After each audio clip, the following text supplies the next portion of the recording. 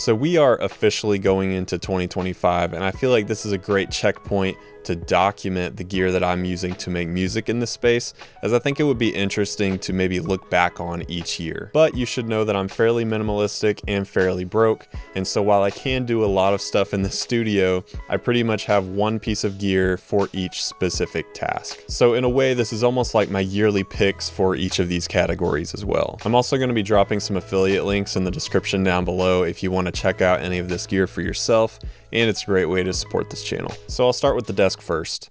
One thing that you see in probably every single one of my videos is this Universal Audio SD1 that I'm speaking into right now. It's essentially Universal Audio's take on a Shure SM7B, but it's quite a bit cheaper and comes with mic modeling software, but I normally use it as is. I track vocals, voiceovers, even some acoustic guitar through this thing, and it's just really easy to get a good sound out of. And I'm running this mic into a Clark Technics CT1 mic booster just to get some more clean gain out of it, and then from there going straight into my interface. The interface is an Audient ID22, which is not a new interface by any means, but it has an insane value in my opinion. I like the sound of the built-in pre's, the monitor controls, and most importantly, this interface has ADAT in and out, which connects to this Behringer ADA 8200, giving me 8 additional ins and 8 additional outs. I really enjoy this setup because it allows me to have multiple instruments plugged in and ready to go at any given time, and I also still have quite a bit of wiggle room in my ins and outs if somebody comes over and brings other instruments. And the monitors that I use in the studio are the Yamaha HS5s. I'm sure you've heard of them before. They sound great, they're very affordable, so that's a thumbs up for me. And to add just a touch of low end, I have the Mackie CRX sub kind of in the corner of this room. Again, I don't need to add a ton of low end to this room, but this sounds great and it does the job. And now moving away from my desk, I have the Yamaha CP73. This keyboard is a bit costly compared to the other things that I use in my studio, but it does everything I need in the studio and when I do live shows. It has lots of hands-on control and great built-in sounds that I often record into my DAW in stereo, going into that ADA 8200 that I mentioned earlier. Now moving on to guitars, I am a huge Paul Reed Smith fan. I have a bass of theirs and an electric and acoustic. This, I believe, is the Kingfisher bass. And then the PRS Zach Myers. And this is the Tonari or Tonnerre T55 with the beautiful green back and sides. I love this thing.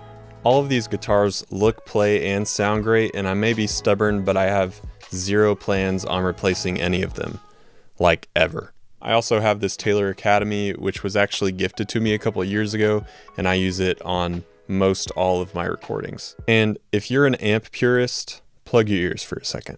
All of my guitar amp and effects processing either goes through the Line 6 Helix Floor or Line 6 Helix Native, the plugin in my DAW. I also have this old Veta 2 in the studio that I use to play around and get some ideas, but 99.9% of the time, I'm using some sort of Helix processing. Okay, you can unplug your ears now. Unless you're an acoustic drum purist, then you may want to hold on for a second. So drums were my first love, and I still would say that I find them the most enjoyable instrument to play. When I got married, acoustic drums were just not an option for me, and so I got myself comfortable with a low-budget Alesis E-Kit, which was a lot better of an experience than drumming on a keyboard or using finger pads. Eventually I wanted to upgrade to something with full-size drum heads and full-size cymbal triggers to get closer to the feeling of playing a real kit, but to do that, you're talking like several $1,000s. So instead, I got this cheap beginner drum set off of Marketplace, some mesh heads to keep the drums quiet, and these internal triggers to actually pick up the signal of me hitting the drum.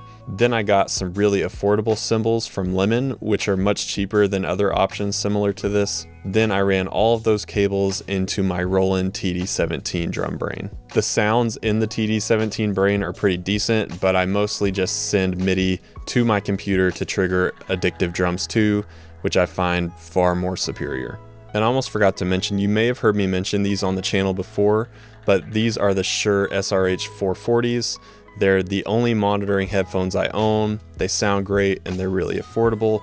you may be sensing a theme here. And as a quick bonus, this isn't explicitly music related, but I do feel like I have to shout out the camera that you're looking through right now because it has been a pretty big part of this studio in the past year. This is the Sony ZV-E10, and I'm mentioning it because it's a pretty affordable camera if you're wanting to create any sort of content for your music, which is a pretty big part of being a musician nowadays. So that's my setup going into 2025. I really enjoy making music in this space, and I've also really enjoyed talking gear on this channel and in the comments with you guys in 2024. So if you have any questions or want me to elaborate on any of these things, let's keep the conversation going in the comments down below. Also, if you got any value out of this video, consider leaving a like and subscribing for more stuff like this.